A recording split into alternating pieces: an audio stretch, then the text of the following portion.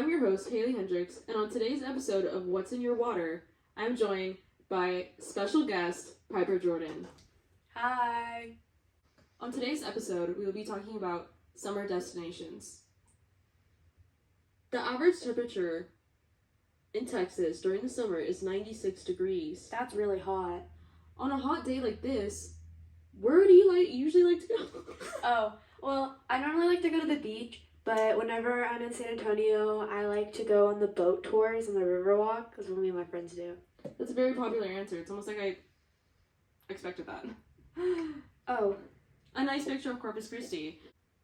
Over 5 million tourists come to Corpus Christi every year. I'm one of them. That's a large number, and so are many of you.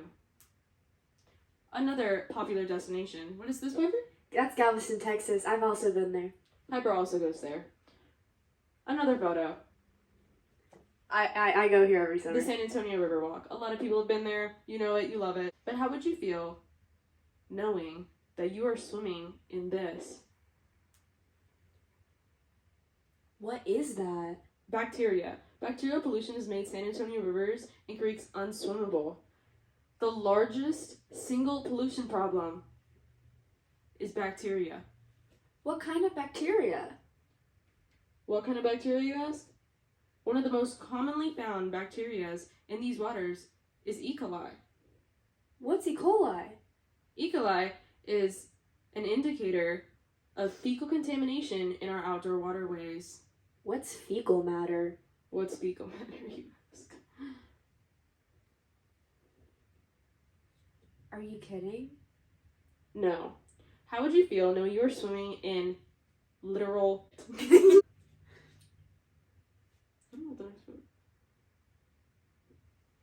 Here are some symptoms and signs of E. coli infection. Diarrhea, abdominal cramps, bloody urine, and loss of appetite. Do you want that? Not particularly. I didn't think so. Why does this bacteria get inside of our waters? Bacterial pollution is a form of non-point source pollution.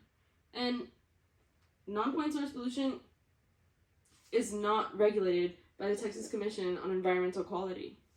The Texas Commission on Environmental Quality regulates things like industrial facilities, and these facilities have to meet the qualifications and test their water quality to make sure that they're not putting any contaminants in the water, because their pollution is considered point source pollution, but bacterial pollution is considered non-point source, and since it's non-point source, there's nothing they can do about it.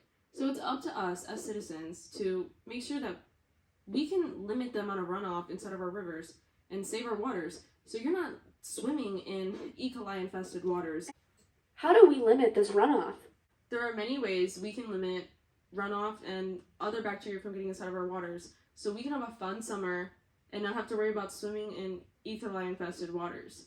To find this information, you can look in the drop box below and head over to Twitter. I'm gonna put that right here. Right now, we're gonna take a short break and hear a word from our friends, Diaper and Daily. Thank you for tuning in to this episode of What's in Your Water. Thank you for having me.